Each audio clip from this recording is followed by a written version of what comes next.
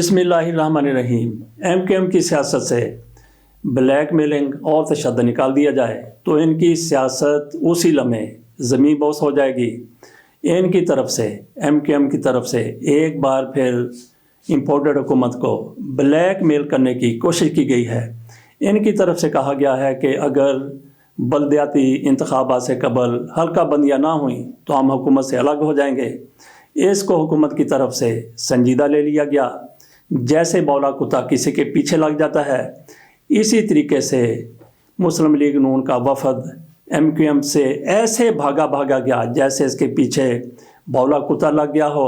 MQM के पास ये लोग जा रहे हैं, उनकी जाके मिन्नत करेंगे, उनका जाके तरला करेंगे कि आप हुकूमत से अलग ना हों, क्योंकि अगर एमकेएम इस हुकूमत से अलग हो जाती है तो फिर इस हुकूमत का चलना नामुमकिन हो जाएगा। एमकेएम लगता है कि एक बार फिर ब्लैक मेलिंग में कामयाब हो रही है। मजीद वो जो भी मुतालबात करेंगे ये हुकूमत मान लेगी। इसी तरह की एक और ब्लैक मेलिंग भी हमारे सामने आई है। वो किसने ब्लैक मेलिंग की है? इंतहाई हैरान कौन और परेशान कौन बात है कि आपके एक हाई कोर्ट के चीफ जस्टिस साहब वो भी किसी को ब्लैक मेल करते हुए नजर आए हैं। किसको ब्लैक मेल कर रहे हैं? कौन ब्लैक मेल कर रहा है? आज़म स्वाति को ब्लैक मेल किया गया है chief justice Islamabad high court आमर फारूक की तरफ से। किस तरह से ब्लैक मेल उन्होंने किया है? आज़म स्वाति ने 26 दिसंबर को ये कहा था कि जनाब चीफ जस्टिस साहब, मुझे आप पर बिल्कुल एतमाद नहीं है। मेरा केस, मेरी ज़मानत का केस कोई और जज सुने।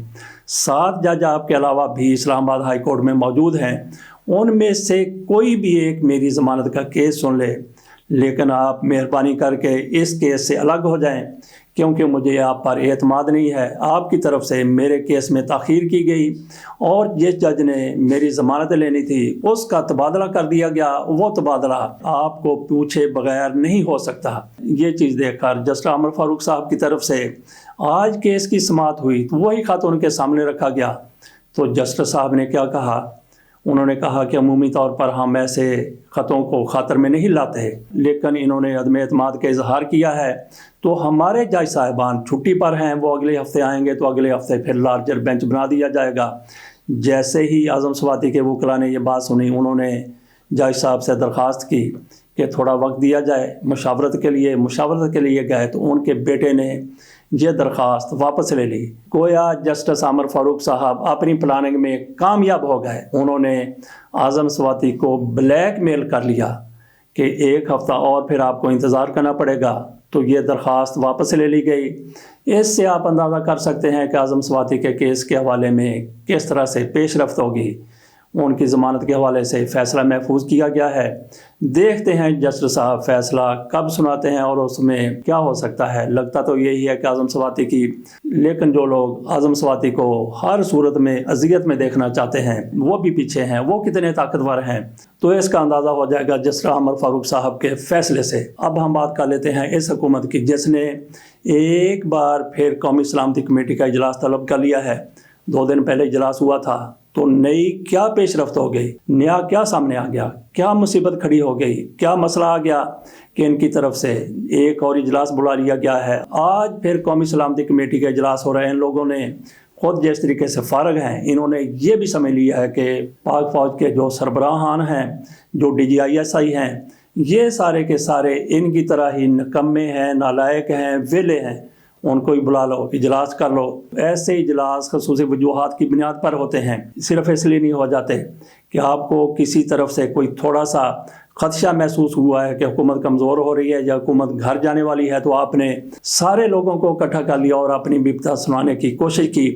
ये इजलास इमकानी तौर पर इस वजह से हो रहा है कि पहले जो कौमी सलामती कमेटी का इजलास हुआ था उसके एक रोज़ के बाद कोर कमांडर कॉन्फ्रेंस भी हुई थी। इस कोर कमांडर कॉन्फ्रेंस में बड़े बड़े फैसले किए गए थे। वो फैसले अब सामने आए हैं तो इस हुकूमत की तरफ से एक और कौमी सलामती कमेटी का इजलास बुला लिया गया है। उन फैसलों में कौम की यकजहती की बात भी की गई थी। और उसके बाद army chief general Asim Munir ने पाक बहरिया की एक तकरीब में शिरकत की थी। उसमें उन्होंने तकरीर करते हुए कहा था कि पाकिस्तान इंतहाई नाजुक मोड़ से गुजर रहा है, मुईशत और दहशतगर्दी चैलेंजेस हैं।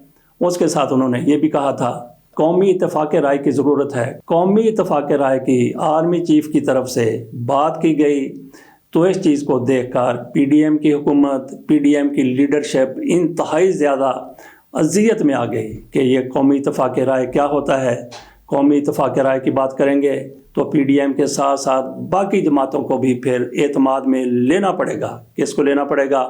یہ فوج کی طرف سے شاید اعتماد کو لینے کی بات ہو۔ جنرل عاصم منیر صاحب نے یہ بھی کہا کہ پاکستان انتہائی نازک موڑ سے گزر رہا ہے، اس میں کسی شک کی گنجائش نہیں ہے۔ دوسرا انہوں نے یہ بھی کہا کہ معیشت اور دہشت گردی چیلنجز ہیں۔ واقعی دہشت گردی چیلنج ہے، معیشت بھی چیلنج ہے، لیکن جنرل صاحب سے یہ سوال ضرور کیا جانا چاہیے کہ آپ لوگوں نے پاکستان کی سرحدوں کی حفاظت کرنی ہے، اس کے لیے پاک فوج اپنا بہترین کردار ادا کرتی ہے۔ دہشت گردی کے خاتمے کے لیے بھی پاک فوج کا کردار انتہائی زیادہ قابل تحسین ہے، لیکن معیشت کے حوالے سے پاک فوج کا کیا کردار ہو سکتا ہے، سیاست میں پاک فوج کا کیا کردار ہو سکتا ہے؟ نہ معیشت کی بہتری کے لیے پاک فوج کا کوئی کردار ہے، نہ پاکستان کی سیاست میں اصولی طور پر پاک فوج کا کوئی کردار ہے، اور نہ ہی جنرل صاحب نے جو بات کی ہے قومی اتفاق رائے کی، قومی اتفاق رائے پیدا کرنا یہ بھی پاک فوج کی قطعی طور پر ذمہ داری نہیں ہے۔ یہ خام کا جنرل صاحب اپنے اوپر ذمہ داری لے رہے ہیں، لیکن اس میں بھی کوئی شک نہیں ہے پاکستان میں جس طریقے سے حالات بدتر ہوئے ہیں، جس طریقے سے امپورٹڈ حکومت کو پاکستان پر مسلط کیا گیا ہے اور انہوں نے پاکستان کی معیشت کا بیڑا غرق کر دیا ہے، مہنگائی کا طوفان اٹھا ہے۔ اس کے علاوہ عوام کی زندگی جس طریقے سے اجرن ہوئی ہے وہ بھی سب کے سامنے ہے۔ اگر جنرل عاصم منیر صاحب ان چیزوں کا مطالبہ کرنا چاہتے ہیں تو پھر بہت اچھا ہے کہ ان لوگوں کو جس طریقے سے اقتدار میں لایا گیا تھا اسی طریقے سے ان کو گھر بھی بھجوا دیا جائے۔ لیکن جہاں تک بات ہے قومی اتفاق رائے کی، وہ پاک فوج نے پیدا نہیں کرنا۔ جہاں تک ہے معیشت کو بہتر بنانے کی، اس میں بھی پاک فوج کا قطعی طور پر کوئی کردار نہیں ہے۔ پاک فوج کا کردار ہے دہشت گردی کے خاتمے کے حوالے سے اور پاکستان کی سرحدوں کی حفاظت کے حوالے سے پاک فوج وہ کردار انتہائی زبردست طریقے سے ادا کر رہی ہے، اور ایسے ہی کردار کے ادا کرنے کی پاک فوج سے توقع کی جاتی ہے۔ عمران خان کے تیروں کی زد میں ایک دفعہ پھر جنرل قمر جاوید باجوہ صاحب آئے ہیں۔ عمران خان کی طرف سے صحافیوں سے گفتگو کے دوران کہا گیا کہ جنرل باجوہ نے مجھے کہا تھا کہ آپ تو پلے بوائے ہیں۔ میں نے انہیں کہا کہ ہاں میں پلے بوائے رہا ہوں۔ پلے بوائے کیا ہوتا ہے؟ عمومی طور پر ایسا نوجوان جو کھلنڈرا ہو، لاؤبالی ہو، اور کسی حد تک ایسے نوجوان کو بھی پلے بوائے کہہ دیا جاتا ہے جو اوباش ہوتا ہے، لیکن عموماً پلے بوائے اس نوجوان کو کہا جاتا ہے جسے فکر معاش نہ ہو، جہاں گرد ہو وہ دنیا میں جہاں چاہے وہاں پہ چلا جائے، موج مستی کرے، موج میلہ کرے۔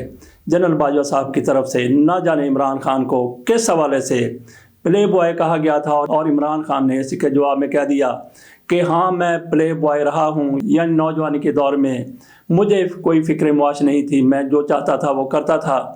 اس کے علاوہ عمران خان نے جنرل باجوہ کے حوالے سے یہ بھی کہا ہے کہ جنرل باجوہ نے پاکستان سے باہر امریکہ میں حسین حقانی کو لابنگ کے لیے ہائر کیا۔ پاکستان کا پیسہ تھا، سرکار کا پیسہ تھا حسین حقانی۔ اس پر جنرل باجوہ کی تشہیر کرتے رہے اور میرے خلاف وہاں پہ لابنگ کرتے رہے۔ عمران خان کو اگر اب کرنا ہے تو پھر یہ کرنا ہے کہ جو پیسہ جنرل قمر جاوید باجوہ کی طرف سے اپنی تشہیر کے لیے استعمال کیا گیا، پاکستان کے قومی خزانے سے نکلا تھا، اس پیسے کو واپس لانے کی ہر ممکن کوشش کریں۔ دیکھتے ہیں کہ عمران خان اس حوالے سے کچھ کرتے ہیں یا نہیں کرتے۔ باقی انشاءاللہ آئندہ اجازت دیجیے۔ اللہ حافظ۔